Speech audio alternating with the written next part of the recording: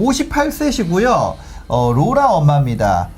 로라야, 엄마한테 잘해라. 이거 진짜. 로라님이 저랑 뭐 저희 또래일 것 같은데 하여튼 로라 엄마입니다. 58세시고요.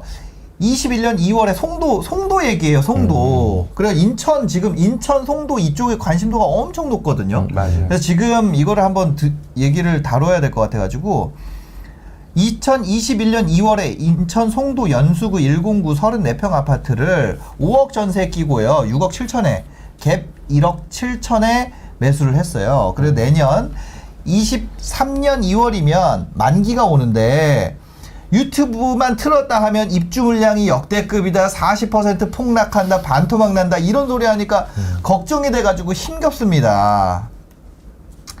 부산의 소형 저가 아파트 거주하면서 전부터 갖고 있던 촌에 있는 작은 빌라 이런 거는 자산 가치도 없는 거라 인천이 이게 잘못될까 너무 노심초사됩니다. 금매로 팔까요? 어떡할까요? 현재 금매는 동일 아파트 중층이 9억 5천에 나와 있어요. 거래가 많이 없기 때문에 고층이라 좀 싸게 2천 빼가지고 9억 3천에 내면 조건은 안 나쁠 것 같은데 이거를 팔까요? 저는 지방에서 혼자 딸을 키우고 있습니다. 그간에 사느라 눈코 틀 데 없이 세상이 어떻게 돌아가는지 보지도 못하다가 벼락거지가 돼버린 상황을 2020년에 알고 송도를 산 거예요. 그래서 노후를 걱정해서 그간의 극빈한 생활을 버티며 안 먹고 안 입고 평생 모은 겨우겨우 모은 돈입니다. 이런 생명줄 같은 돈을 송도에다가 쏟아 넣었습니다. 누구나 자산은 힘들게 모았다고 얘기하겠지만 저로서는 하늘 아래 이것 말고는 더더욱 기댈 곳이 없다 보니 걱정에 폭이 남달라 매일매일이 심장이 힘겹습니다. 이거를 보고 제가 이거는 꼭 하고 넘어가야 되겠다. 그래서 지금 이 상황에서 송도 어떻게 하는 게 좋을까요? 네. 일단 굉장히 숙연해지는 것 같아요. 사안을 보니까 그 절박함이 굉장히 좀 사연이 좀 담겨 있는 것 같기도 하고 그런데 저는 좀 팩트를 말씀드려야 되기 때문에 기본적으로 뭐 인천 송도라고 한다면 뭐 인천 지역 내에서도 뭐 가장 입지가 뛰어난 대표적인 지역 중에 한 곳이고 그리고 앞으로도 굉장히 성장 가능성이 있는 그런 지역이면 확실합니다. 확실한데 지금 현재 송도 같은 경우에도 사실 거래량이 많이 좀 굉장히 죽어있는 상황이고 그리고 가격도 좀 조정되고 있는 그 모습도 보이고 있고 그리고 실제 제가 그 말씀드렸던 보수주 테이블 데이터를 돌려본다 하더라도 여기는 매도를 해야 되는 현재 지금 매도를 해야 되는 그런 시그널을 좀 보이고 있어요. 그러니까 보유를 하면 할수록 가치가 더 하락할 수 있는 가능성이 좀 커지고 있는 그런 모습 보고 있는데 실제 지금 현재 이 지역의 가장 큰 리스크 중에 하나가 이분도 말씀하셨던 것처럼 입주 물량에 대한 부분이에요. 그러니까 2023년부터 해서 2025년까지 해가지고 입주 물량이 굉장히 많습니다. 그래서 뭐 2023년 같은 경우, 내년 같은 경우에는 거의 7,700세대가 들어오고요. 7,700세대? 예, 근데 7,700세대인데 이 그러니까 연수구를 기준으로 해서 7,700세대인데 이 연수구 내에서 연별 수요량이 2,000세대가 안 돼요, 채 2,000세대가 안 돼요. 그러면 거의 4배 가까운 과잉 공급이 나타날 수 있는 가능성이 커진다는 거죠. 그렇다고 해서 2024년, 2025년 공급량이 없냐? 그것도 아니에요. 2024년 같은 경우에는 5,400세대, 그 다음에 2025년 같은 경우에는 또 3,800세대 들어오거든요. 2025년까지는 연별 평균 수요량보다는 다 높게 공급량이 나타나올 수 있는 가능성이 굉장히 커진 상황이기 때문에 지금보다도 가격이 조정될 수 있는 가능성 리스크가 굉장히 크다 보고 있어요. 또 이렇게 말씀드리면 또 송도에 물건을 갖고 있는 사람이나 송도 지역에 있는 사람들이 딱 저를 또 이렇게 요구하실 분들 계실 거예요. 어떡해. 이거 어떡해요. 지금 빨리 팔아야겠네 이거. 작년에 기억나시죠? 대구에 대구 10월 정도에 해가지고 그때 이거 어떻게 해야 돼요? 이거 빨리 팔아야 돼요. 어떻게 해야 돼요?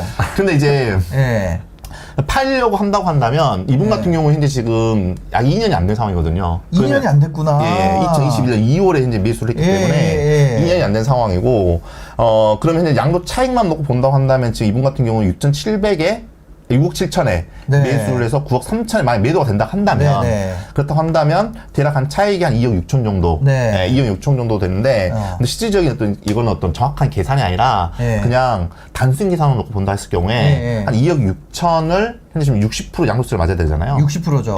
그러면 세금만 1억 5천 정도? 물론 1억 5천 이하가 나올 겁니다. 예. 1억 5천 정도라고 가만했을 때 이분 선택 둘 중 하나예요. 그러면 내가 그러면 내가 지금 1억 5천을 팔고 1억 5천으로 이 물건을 팔고 현금을 보유를 해서 나중에 다른 또 물건으로 갈아탈지 아니면 이 사람이 아주 이제 하락장이 아무래도 저는 이런 시점이라고 본다고 한다면 그래도 2025년까지는 상반기까지는 그래도 하락장이 나타날 수 있는 가능성이 있지 않을까라는 생각했는데 그때까지 버티는지 버틴다고 했을 때 1억 5천 이상의 가격이 떨어져 버리면 이분한테 리스크가 이제 더 커지는 거고 그렇죠.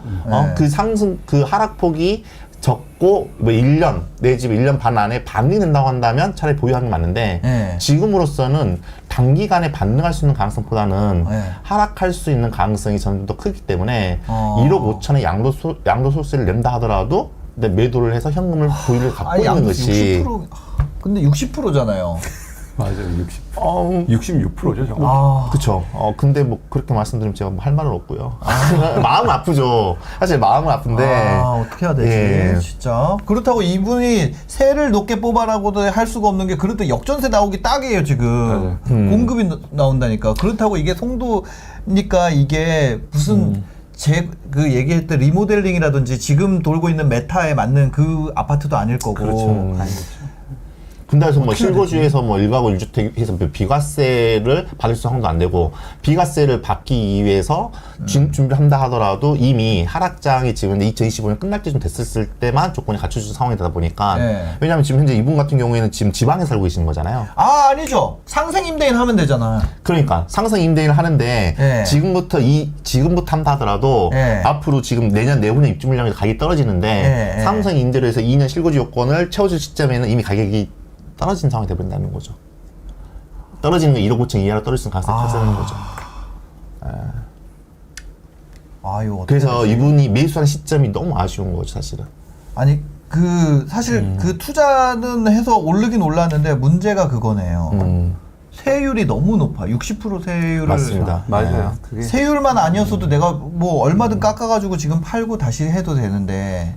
단기 양도에 대한 세금이 무섭다 보니까 그 부분이 가장 아쉬운 부분인 것 같아요. 그래서 사실 이분이 뭐 기댈 곳이 없다 이런 말씀을 하셔가지고 굉장히 좀 고민을 많이 했는데 그래도 현실적으로 어떻게 보니까 지금 이 상황에서는 사실 그래도 양도세를 냈다는 것은 차익이 있다는 거잖아요. 손실을 받는 거 아니잖아요. 그러면 그걸 가지고 다시 이거를 더 키울 수 있는 자산 그리고 그 시점 이런 거에 대해서 고민을 하는 것이 보유를 계속 하는 것보다는 더 저는 나은 선택이 될 수 있지 않을까 생각합니다. 산 가격까지 떨어질 거라고 보세요? 산 가격? 6억 7천까지.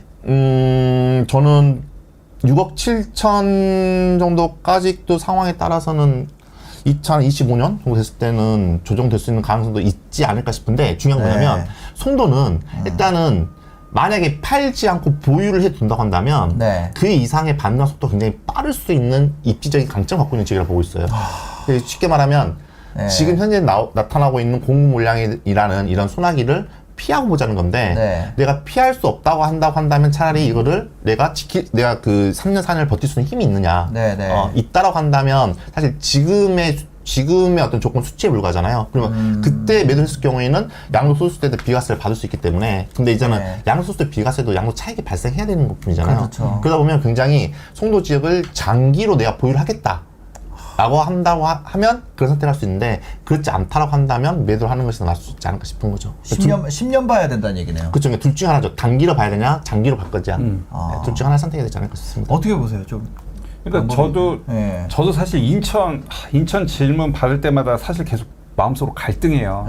발언 잘못하면 또 욕먹으니까. 근데 저도 북극성주님과 스탠스는 크게 다르지 않고요. 전 다르지 않고. 근데 일단 송도라는 지역 자체가 워낙 좋고 저 하락장 5년 겪었잖아요. 그 마인드로 하시던가 저 같으면은 저는 어차피 재개발 좋아하니까 서울 재개발 쪽에 매수를 해서 잔금을 길게 빼고 요거 잔금을 이렇게 길게 뺄 수 있는 물건들이 있거든요. 그러면 요것도 이제 잔금을 좀 길게 뺄 수 있잖아요. 내년 2월로. 그렇게 해서 저 같으면은 지금 서울 민간 재개발 쪽도 가격이 조금 조정돼서 만약에 이거를 뭐 기본세율로 털 수 있다라고 하면 들어갈 수 있는 곳들이 좀 있으니까 저 같으면은 그렇게 했을 것 같아요. 저 같으면. 그러니까 이게 뭐냐면 실거주가 아니라 일단 투자로 들어가신 거기 때문에 이익이 안 나면 의미가 없는 상황이거든요. 그렇죠. 그래서 맞아요. 세금을 내더라도 이익을 내고 나오고 더 좋은 매물로 갈아타는 게 좋은 선택일 수 있다고 생각이 되네. 그렇죠. 그게 맞죠. 저도 그게 맞죠. 일단 금매로라도 팔고 거기에 돈 못 보태가지고 그걸 가지고 더 베스트한 입지로 가야 되니까 매물 내놓고 공부해야 되나요? 그러면 어떻게 해야 돼요?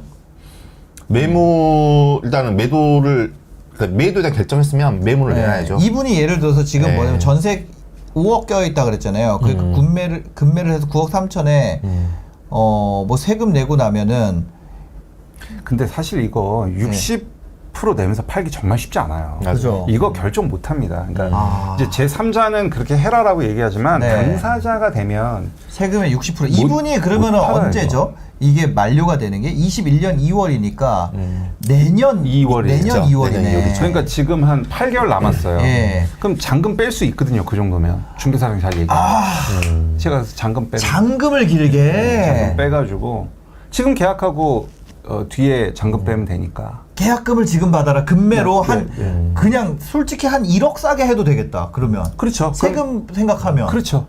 초금매로 해서 잔금을 8개월짜리로 빼가지고 해서 중간에 중도금 받아버리고. 그렇죠. 중도금 불안하니까 예, 예. 중도금 좀 받고 이제 예. 그걸 가지고 아. 더 나은 곳에 투자를 하면 괜찮겠죠. 근데 만약 그렇게 되려고 한다면 6억 3천으로는 제가 볼 때는 어렵다 보고 있고 예. 왜냐하면 중층이 6억 5천인데 6억 3천은 예. 거의 뭐 금매 정도가 아니라 상황에 따라서 충분히 조정될 수 있는 가격 그러니까 정도 아니, 보고 그 있거든요. 금매로 해가지고. 그쵸? 하려고 한다면 예. 근데 그것도 쉽지 않을 거라고요. 예를 들어서 뭐 8억 8천에 떨어라 네. 그렇게 하면 털 수 있겠냐에 대한 문제라는 거죠. 그게 쉽지 않다는 거죠. 그러니까 이분이 투자 좀 해본 분이면 그냥 하는데. 그렇죠.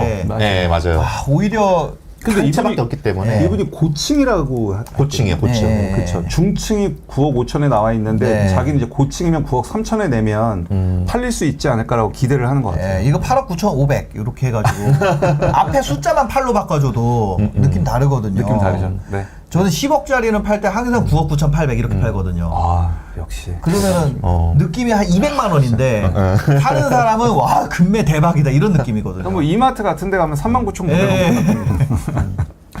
한 가지 좀 그 팁을 드린다면 네. 제가 매도에 대한 팁 중에 하나인데 네. 지금 부동산 중개사한테 매물 내놓고 대신 이제 나오는 물건 중에 중층이 예를 들어서 9억 5천인데 가장 저렴한 물건이야. 네네네. 나는 고층의 물건인데 그러면 나는 9억 4천에 일단은 낼 의사가 있는데 대신 네이버 매물에는 등장하지 말아라. 아 네이버 매물에 올리지 마라. 올리지 말고 오는 손님한테만 오픈해라.